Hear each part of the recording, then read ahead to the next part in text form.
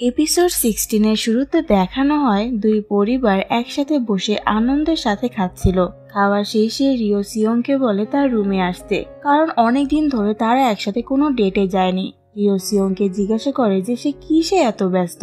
সিয়ং বলে যে সে একটা কাজে খুব ব্যস্ত ছিল, আরেকটা সপ্তাহ অপেক্ষা করো, ততদিন আমি কাজ শেষ করে ফেলবো। এটা শুনে রিও একটু মন খারাপ করে, তাই সিয়ং বলে তোমাকে ছাড়া একটা সপ্তাহ আমার কাছে 1000 বছরের মতো লাগে। ঠিক তখনই ডংজিন সেখানে আসে রিওকে কিছু জিজ্ঞাসা করতে।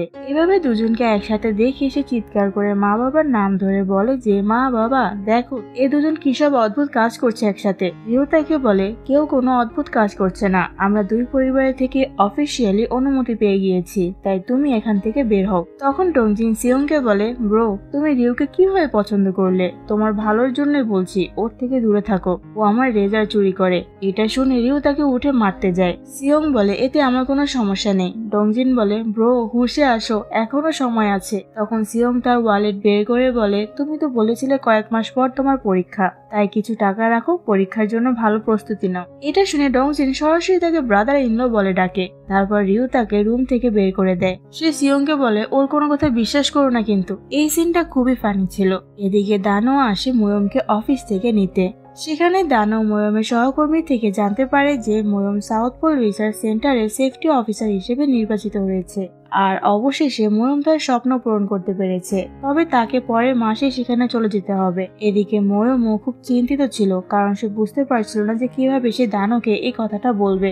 অফিস আওয়ার শেষে বাড়ি যাওয়ার জন্য সে নিচে নামতে দানোকে দেখে খুব খুশি হয়। তারপর ময়ম আর দানো মিলে এবার একটা প্রপার ডেটে যায়। তারা অ্যামিউজিং পার্কে যায়, সেখানে গিয়ে বিভিন্ন রাইডে উঠে একসাথে অনেক মজা করে। এদিকে রিও আর সিয়ং এর মায়ের ফ্রেন্ডরা তাদের ছেলে মেয়েদের বিয়ের খবর শুনে খুবই এক্সাইটেড। অন্যদিকে ডংজিন খুব মনোযোগ দিয়ে পড়াশোনা করছিল, আর এখানে লিনাকে দেখে বোঝা যাচ্ছিল যে লিনা ডংজিনকে লাইক করা শুরু করেছে। পরের সিনে দেখায় ময়ম রিওকে কল করে তার বাড়িতে ডাকে, আর রিওকে তার সাউথ পোল সিলেকশন সম্পর্কে জানায়। এটা শুনে রিও খুব খুশি হয়, কিন্তু ময়মের মুড খারাপ ছিল, কারণ সে 7 দিন ধরে বুঝতে পারছিল না যে কিভাবে দানোকে সে এটা বলবে। রিও বলে ওকে গিয়ে সত্যিটা বলে দেখো, ওকে বলো যে তুমি কাজটা করতে চাও, সে অবশ্যই তোমার জন্য একটা বছর ওয়েট করবে, তুমি তো 1 বছর পর ফিরেই আসবে। ময়ম বলে আমি জানি না ও কেমন অনুভব করবে। তখন রিওর ফোনে সিয়ং এর কল আসে। রিও ময়মের সাথে কিছুক্ষণ থাকতে চেয়েছিল, কিন্তু ময়ম তাকে যেতে বলে। এরপর রিও সিয়ংকে দেখে খুব খুশি হয়। সিয়ংও 1 সপ্তাহ পর তাকে দেখে খুব খুশি হয়, তাই তারা একসাথে ডিনারে যায়। এদিকে রিওর মা সিয়ং এর মাকে রান্না শেখাতে আসে।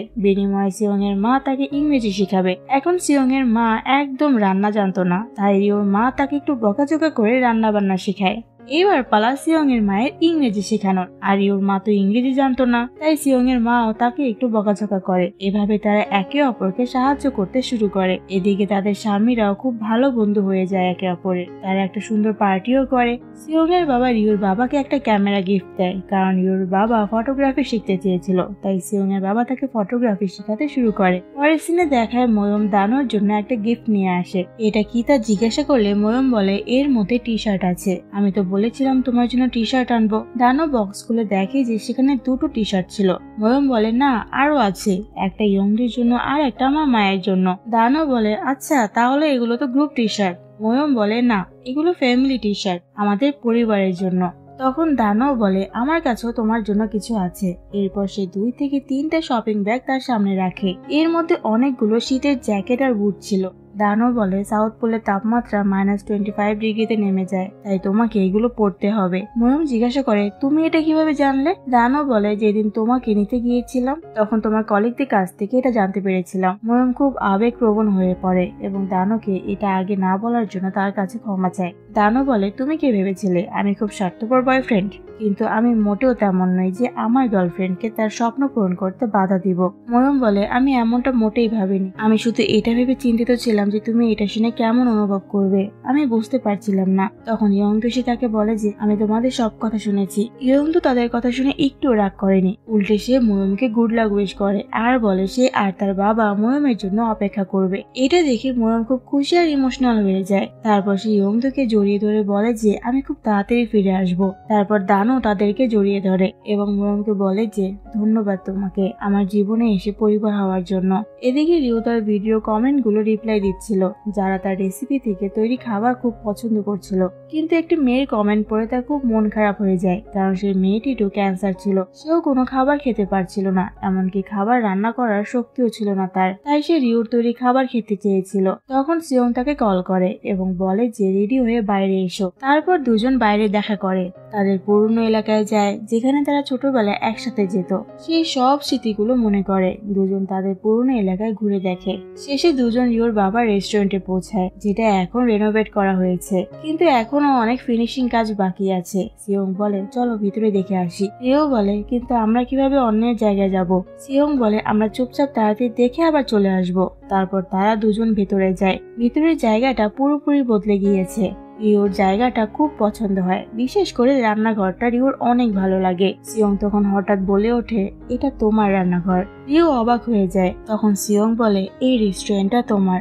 এরপর আমাদের কয়েক মাস আগে ফ্ল্যাশব্যাক দেখানো হয়। রিওর বাবা সিয়ং এর সাথে দেখা করতে এসেছিল এবং তিনি সিয়ংকে তার রেস্টুরেন্টটা রেনোভেট করতে বলেছিলেন, কারণ তিনি রিওকে এমন একটা উপহার দিতে চেয়েছিলেন এবং তিনি এই কাজটা সিয়ংকেই করতে বলেন। আর সিয়ং এই সারপ্রাইজটা প্ল্যান করতে যেয়ে খুব ব্যস্ত হয়ে পড়েছিল এই কয়েকদিন, কারণ সে রিওর পছন্দ অপছন্দ সব জানতো। তাই সে রিওর পছন্দ অনুযায়ী এই রেস্টুরেন্টটা ডিজাইন করে। রিও এটা শুনে খুব ইমোশনাল হয়ে পড়ে। সিয়ং বলে আমি কোনো কিছুতেই কম্প্রোমাইজ করতে চাইনি, তাই একটু ব্যস্ত ছিলাম। তুমি এখানে হেলদি খাবার বানাতে পারবে আর সেটা অন্যদেরও খাওয়াতে পারবে, তাদের সান্ত্বনাও দিতে পারবে। তখন রিও তাকে বলে ধন্যবাদ, তুমি আমার রুমটাও ঠিক এইভাবে সুন্দর করে সাজিয়ে দিয়েছো। তারপর আমার মন আর এখন এই রেস্টুরেন্টটাও। তুমি সত্যিই অনেক ভালো। সিয়ং বলে এটা তো সবে শুরু, এখন তুমি যেখানেই থাকবে আমি সেই জায়গাটাকে স্পেশাল করে তুলবো। আজ দুজন খুব খুশি।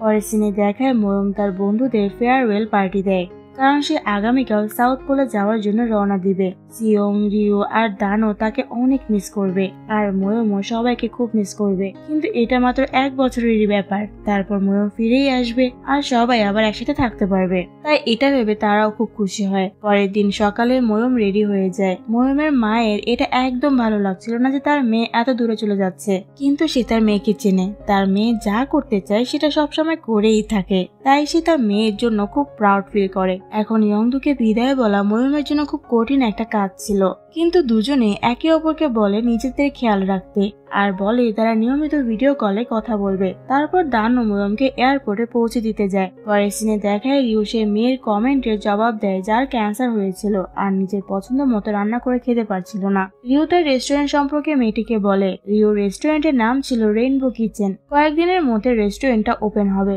তাই সিয়ং তাকে সাহায্য করতে আসে। কিছুক্ষণ পর তার বাবা মাও রেস্টুরেন্ট দেখতে আসে। তারা রেস্টুরেন্টে দেখে খুবই মুগ্ধ হয়। রিও তার বাবাকে জড়িয়ে ধরে এবং তাকে ধন্যবাদ জানায় এই রেস্টুরেন্টে তাকে দেওয়ার জন্য। অ্যান্ড সে বলে যে তার বাবাকে রেস্টুরেন্টের অ্যাডভাইজার হতে হবে, কারণ তার রেস্টুরেন্ট চালানোর অনেক অভিজ্ঞতা রয়েছে। বাবা খুশি মনে এতে রাজি হয়ে যান। রিও রেস্টুরেন্ট ওপেনিং এর জন্য অনেক প্রস্তুতি নেয়, এমনকি তার রেস্টুরেন্টের জন্য একটা অ্যাপ আর ওয়েবসাইটও বানিয়ে ফেলে যাতে মানুষ সেখান থেকে খাবার অর্ডার করতে পারে। তখন সিয়ং তাকে মনে করিয়ে দেয় যে আগামীকাল তাদের ওয়েডিং ড্রেস কিনতে যেতে হবে। তো পরের দিন দুজন ওয়েডিং ড্রেস ট্রাই করতে যায়। রিও ওয়েডিং ড্রেস পরে আসার পর সিয়ং তার দিকে এক দৃষ্টিতে তাকিয়ে থাকে। সে তার দিক থেকে চোখ ফেরাতেই পারে না। দুজনে ছোটবেলা থেকে বন্ধু, তো ওয়েডিং ড্রেস সিলেক্ট করতে এসেও এদের একটু মজা মাস্তি হয়ে যায়। তারপর রিও সিয়ংকে বলে আমরা কি আমাদের বিয়েটা 1 বছর পিছিয়ে দিতে পারি? সিয়ং এর কারণ জিজ্ঞাসা করলে রিও বলে এখনো অনেক কিছু করার বাকি আছে। এখন আমাকে রেস্টুরেন্ট সেট আপ করতে হবে, আর ময়ম যদি আমার বিয়েতে না আসে তাহলে সেটা কিভাবে হয় বলো? আর সবচেয়ে গুরুত্বপূর্ণ ব্যাপার হলো যে রোম্যান্স।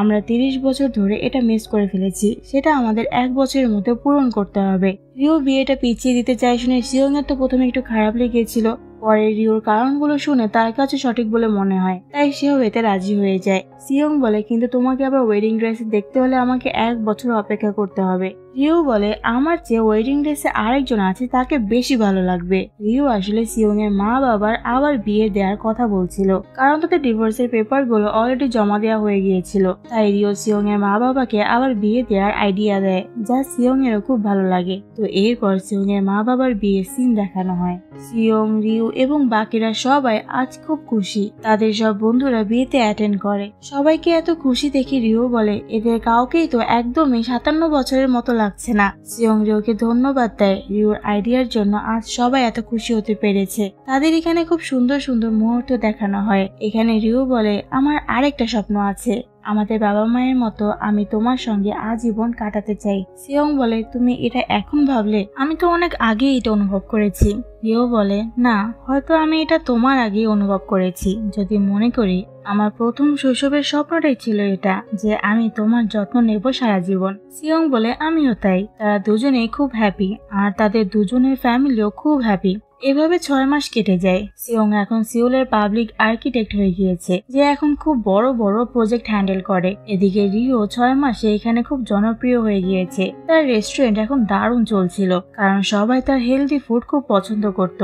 কিন্তু রিও আর সিয়ং এর মায়ের মধ্যে তর্ক এখনো থামেনি। তবে এখন তাদের দলের পরিবর্তন এসেছে। রিওর মা তার মেয়ের জামাইয়ের প্রশংসা করতে থামে না, আর সিয়ং এর মা তার পুত্রবধূর প্রশংসা করতে থামে না। ডংজিন এখন একজন সার্টিফাইড পার্সোনাল ট্রেনার হয়ে গিয়েছে, যে লিনাকে ট্রেন করছে। কিন্তু সে এখন একটু বেশি কঠোর হয়ে গিয়েছে। তবে এখন ডংজিন আর লিনার প্রেমের গল্প শুরু হতে যাচ্ছে। এভাবে আরো কয়েক মাস কেটে যায়। সাউথ পুলে এক মিটিং শেষ করার পর ময়ূম ইয়ংদুকে ভিডিও কল করে। দানু আর ইয়ংদু দুজনেই ময়ূমের ঘরে ছিল। ইয়ংদু বলে আমি এখন এখানেই থাকি, গতকাল আমি গ্র্যান্ডমার সঙ্গে ঘুমিয়েছি। দানু বলে মা বলেছে আলাদা বাড়িতে থাকার কোনো মানে নেই, তাই সে ওই বাড়িটা বিক্রি করে দিবে। ময়ূম বলে তোমরা আমাকে ছাড়াই সত্যিকারের পরিবার হয়ে গিয়েছো, আর আমি এখানে তোমাদের খুব মিস করছি। ইয়ংদু বলে আমি তোমার জন্য একটা বড় উপহার পাঠাতে যাচ্ছি, আর সেই উপহারটা হলো আমার বাবা। দানু তখন বলে আমি আগামী মাসে তোমার সঙ্গে দেখা করতে সাউথ পুলে আসছি। আমি সাউথ পুলের কাজের অভিজ্ঞতা নিয়ে একটি আর্টিকেল লেখার অনুমতি পেয়েছি। এটা শুনে ময়ূম খুব খুশি হয়। এদিকে যারা রিও রেস্টুরেন্টে খেতে আসে, রিও তাদেরও নিজের রেসিপি দেয়, যাতে তারা বাড়িতে গিয়েও হেলদি ফুড খেতে পারে। অপরদিকে সিয়ং ব্যস্ত ছিল তার স্বপ্নের বাড়ি ডিজাইন করতে। সিয়ং এর মা তার 30 বছরের রাজনৈতিক জীবনের ওপর একটি বই লিখেন, যা তিনি এখন পাবলিশ করতে যাচ্ছেন। রিওর মা এখন তার শহরের বাচ্চাদের জন্য রূপকথার ক্লাস নেন, আর এখন সে বেসিক ইংলিশও শিখে ফেলেছে। পরের সিনে দেখায় রিও একটা রিপ্লাই পায় সেই মেয়েটির কাছ থেকে, যার ক্যান্সার ছিল এবং সে রান্না করে খেতে পারছিল না। সে বলে আজ আমি তোমার রেস্টুরেন্টে গিয়েছিলাম, আর তোমার খাবার আমার খুব ভালো লেগেছে। আজ অবশেষে ক্যান্সারের সঙ্গে লড়ে সে রিও রেস্টুরেন্টে খেতে এসেছিল। সে রিওর খাবার থেকে অনেক স্বস্তি আর অনুপ্রেরণা পেয়েছে। রেসিপি নিতে নিতে সে রিওকে কিছু বলতে চেয়েছিল, কিন্তু তার শাইনেসের কারণে সে কিছুই বলতে পারেনি রিওকে। মেয়েটির রিপ্লাই দেখে রিও খুব আবেগপ্রবণ হয়ে পড়ে। তখন তার ফোনে সিয়ং এর কল আসে। সে দ্রুত রেস্টুরেন্ট বন্ধ করে সিয়ং এর সঙ্গে দেখা করতে যায়। পৌঁছে এসে সিয়ংকে বলে তোমাকে এতক্ষণ অপেক্ষা করানোর জন্য সরি। সিয়ং বলে আমি প্রায় 45 মিনিট ধরে এখানে অপেক্ষা করছি, তুমি জানো আজকের দিনটা কতটা গুরুত্বপূর্ণ। রিও আবারও তাকে সরি বলে, কিন্তু সিয়ং এখন একটু রেগে রয়েছে। এটা দেখে রিও বলে তুমি ইদানিং বদলে যাচ্ছ সিয়ং, আগে তুমি কখনো আমার উপর রাগ করতে না, আর এখন শুধু দেরি করায় আমার উপর তুমি রাগ করছো আর আমাকে বকাও দিচ্ছ। সিয়ং বলে আমি তো শুধু জিজ্ঞেস করছিলাম, আমাদের প্ল্যান আগেই ঠিক করা ছিল, তুমি জানো আজকের দিনটা কতটা গুরুত্বপূর্ণ। রিও এবার রেগে যায় আর বলে তোমার একাই যাওয়া উচিত ছিল, শেষমেশ এসব তো তোমার একারই কাজ তাই না, আমি সেখানে গিয়ে কি করব, তুমি যা করতে চাও করো। তখন সিয়ং রেগে গিয়ে বলে এর মানে কি, তোমার কি আমাদের বাড়িটা প্রথমবার দেখার জন্য একটু আগ্রহ নেই? এই নিয়ে তাদের মধ্যে একটু ঝগড়া শুরু হয়, কিন্তু পরে তারা এটা রিয়েলাইজ করে। তাই সিয়ং বলে আমরা কি এখন ঝগড়া করছিলাম? রিও বলে মনে হচ্ছে তাই। সিয়ং বলে তাহলে চলো কিছু নিয়ম বানাই। রিও বলে যখনই আমরা এরকম তর্ক করব আমরা একে অপরের হাত ধরে নিব, আর আমরা ঝগড়া থামাবো না। এরপর কথা বলতে বলতে প্রতিটা বাক্যের শেষে আমরা একে অপরকে হানি বলে ডাকবো। সিয়ং বলে আরো একটা কথা আছে, আমাদের বাড়িতে শুধু একটাই বিছানা থাকবে। রিও বলে যাই হোক না কেন, ঝগড়া হোক বা অন্য কিছু, আমরা একই বিছানায় ঘুমাবো। এভাবে কথা বলতে বলতে তাদের মধ্যে আবার সবকিছু ঠিক হয়ে যায়। তারপর রিও সিয়ংকে বলে কন্ট্রাক্টরকে কল করতে, যাতে তারা দ্রুত তাদের বাড়ি দেখতে যেতে পারে। সিয়ং কন্ট্রাক্টরকে কল করে বলে আমরা আসছি। তারপর তারা খুশি মনে তাদের স্বপ্নের বাড়ি দেখতে যায়। আর এই হ্যাপি এন্ডিং এর মাধ্যমে এই ড্রামাটা এখানেই শেষ হয়। আমি তো ওদের বিয়ে দেখতে চেয়েছিলাম, ময়ূম আর দানুর বিয়ে দেখতে চেয়েছিলাম, কিন্তু কি আর করার, এভাবেই ড্রামাটা শেষ হয়। এই ড্রামাটা তোমাদের কাছে কেমন লেগেছে অবশ্যই কমেন্ট করে জানিও, আর নেক্সট কোন ড্রামা দেখতে চাও সেটাও অবশ্যই কমেন্ট করে জানিও। দেখা হবে পরের ভিডিওতে, সে পর্যন্ত ভালো থেকো, সুস্থ থেকো, আল্লাহ হাফেজ।